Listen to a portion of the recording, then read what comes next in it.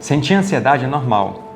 Ela é uma emoção que faz parte do ser humano, assim como sentir tristeza, sentir alegria e sentir raiva. Agora sim, quando essa ansiedade ela está excessiva, fazendo com que essa pessoa ela tenha prejuízo social, com queda no rendimento no trabalho, por exemplo, ou então fazendo com que essa pessoa ela tenha um sofrimento emocional, aí já é anormal, aí já é um transtorno. A ansiedade ela pode se manifestar de várias formas. Se por acaso a gente colocasse assim umas 30 pessoas com esse transtorno dentro de uma sala, possivelmente cada uma delas iria manifestar a doença de uma maneira muito peculiar, com pensamentos, obsessões e esquivas muito próprias. Isso acontece pelo fato do ser humano ele ser muito complexo.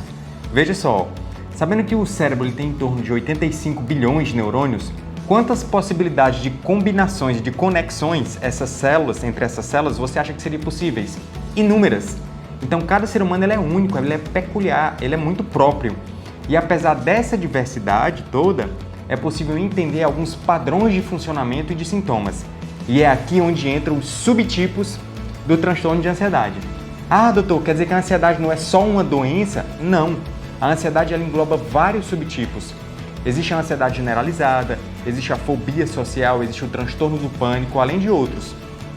O que caracteriza cada um desses subtipos são os padrões dos sintomas manifestados pelo paciente. De maneira geral, existem dois sintomas principais que a gente chama de sintomas nucleares, que é o medo e a preocupação. O medo ele é bem interessante. O medo ele é uma maneira do organismo de funcionar. Imagina o nosso corpo como sendo uma máquina e que essa máquina tem vários modos de funcionamento. Quando se aperta um botão, um padrão de funcionamento muda. Então imagina assim. Imagina que a gente tem o modo de funcionamento do sono, o modo de funcionamento da alegria e do medo. Para cada um deles, existe uma maneira diferente do cérebro funcionar.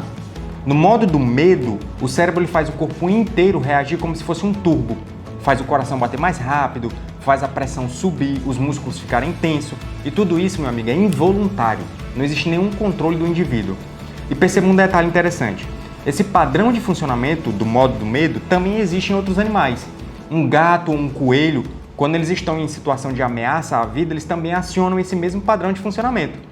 E nós vamos entender daqui a pouquinho, mais na frente nesse vídeo, como é que funciona isso no nosso cérebro, quais são os fiozinhos, quais são os neurônios que são ligados, vamos dizer assim, para fazer esse modus operandi funcionar. Já a preocupação, ela é um sintoma mais cognitivo, ela é uma função cerebral mais superior, que não existe em outros animais. A preocupação, ela é uma tentativa do cérebro de racionalizar o medo. Olha que legal. Os pensamentos reinam na preocupação e o conteúdo desses pensamentos eles podem ser os mais diversos possíveis. É por isso que cada pessoa manifesta a ansiedade de uma maneira muito peculiar. Vou te dar um exemplo. Sabe aquela mãe que fica em casa preocupada quando o filho sai para o trabalho e demora para ligar para dar notícia e ela já começa a pensar: será que meu filho foi assaltado? Será que ele caiu de moto? Será que aconteceu alguma coisa? Será que ele foi sequestrado? Então tudo isso são preocupações. Tudo isso são ruminações, são pensamentos ansiosos, entendeu? Imaginando esses dois sintomas centrais, que é o medo e a preocupação, existem outras características que elas vão se somar e elas vão ajudar a compor todo o quadro clínico do paciente. E é aqui onde entra outros sintomas legais, alteração do sono, problemas de concentração, fadiga, dificuldades psicomotoras, irritabilidade, tensão muscular, compulsão, esquiva fóbica, ataques de pânico. Então existem várias outras características. A maneira como esses sintomas eles vão se combinando é que vai formando o subtipo. Então assim, resumindo de maneira bem rápida esse raciocínio, você percebe o seguinte, que a ansiedade tem dois sintomas centrais, o medo e a preocupação. E você nota o seguinte, que o botão do medo, ele é um modus operandi, que também existe em outros animais. É algo mais primitivo, é algo mais profundo no cérebro. Por outro lado, a preocupação ela é algo mais cognitivo, ela é algo mais superior, mais cortical. Ela é exclusiva do ser humano. E o mais interessante é você perceber que por trás de tudo isso existe um padrão de funcionamento do cérebro. Ou seja, existe uma explicação, existe um porquê. Para cada sintoma da ansiedade existe uma conexão neuronal, existe um fiozinho dentro do seu cérebro que está funcionando de uma maneira inadequada, causando sintomas desagradáveis. E nesse vídeo a gente vai abordar o funcionamento cerebral do medo. Em outros vídeos a gente vai abordar as preocupações e outros subtipos de sintomas da ansiedade. Vamos lá? Dentro do nosso cérebro existe uma região chamada de amígdala, que é uma região bem pequenininha, existe uma de cada lado, e nela existem vários neurônios agrupados. A amígdala ela é como se fosse o alarme de incêndio do nosso cérebro. Quando esse alarme ele é ativado, tudo muda.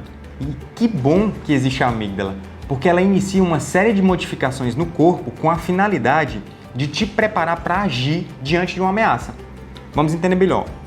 Imagina que você está andando pela rua bem tranquilo, distraído, e de repente um cachorro vem correndo na sua direção, mostrando os dentes, querendo te atacar. Instantaneamente, de maneira involuntária, o seu corpo ele vai reagir. A pupila dilata, a pressão sanguínea aumenta, o coração dispara, a respiração fica acelerada, os músculos ficam tensos e tudo isso acontece para que você tenha condições fisiológicas de lutar ou de fugir. Você concorda comigo que essa reação é uma reação adaptativa? É uma reação que ela nos ajuda a sobreviver em uma situação de perigo. O nosso cérebro ele já veio de fábrica com essa programação. É como se fosse um software, é como se fosse um programa de computador da sobrevivência, vamos dizer assim. Porém, assim como o programa de computador, ele pode dar defeito, ele pode bugar, né, como se diz por aí. A nossa programação cerebral, ela pode ficar disfuncionante.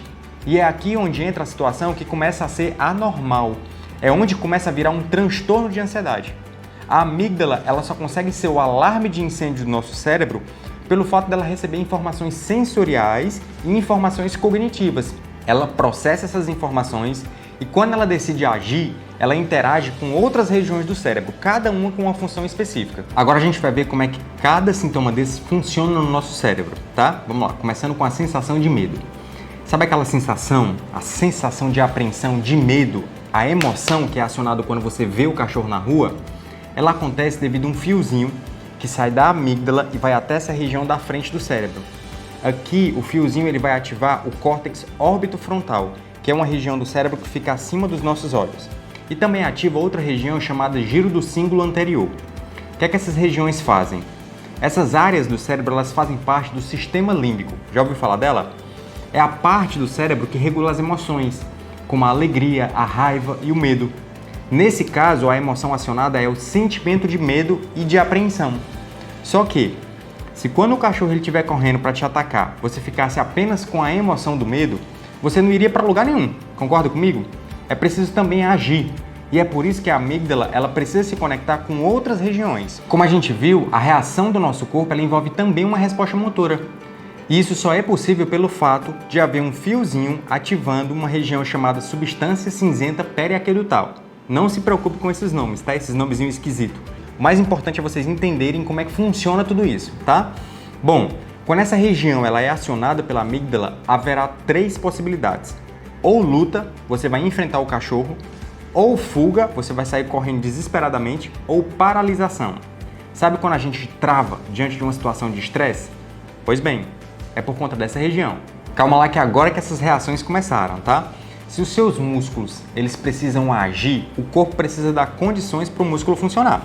Afinal, se por acaso você tentasse correr e não chegasse oxigênio nos músculos, a gente iria entrar em falência, a gente iria cair no chão.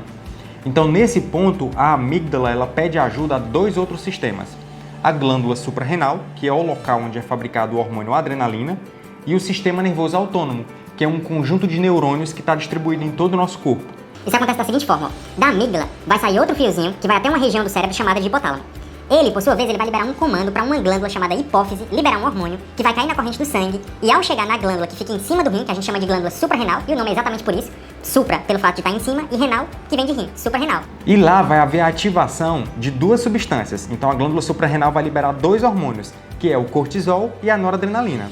Guarda essa informação que já eu volto para ela, tá? Nesse meio tempo, a amígdala ela também vai pedir a ajuda do sistema nervoso autônomo, através da ativação de uma região chamada locus ceruleus, que é a casa dos neurônios noradrenérgicos.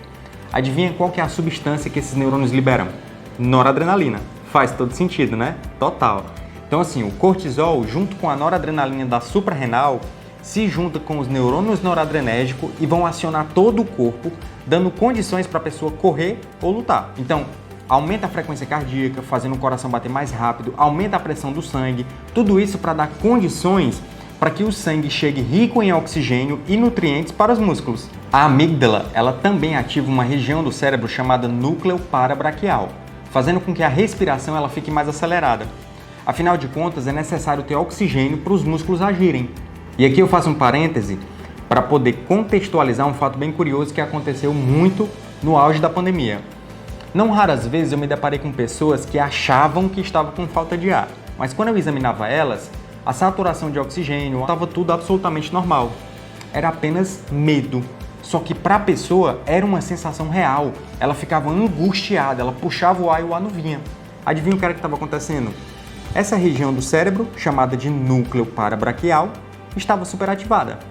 Tudo isso dentro desse contexto dessa reação irracional de medo. Olha que interessante. Bom, então como eu expliquei anteriormente, todas essas reações de medo são reações normais do ser humano.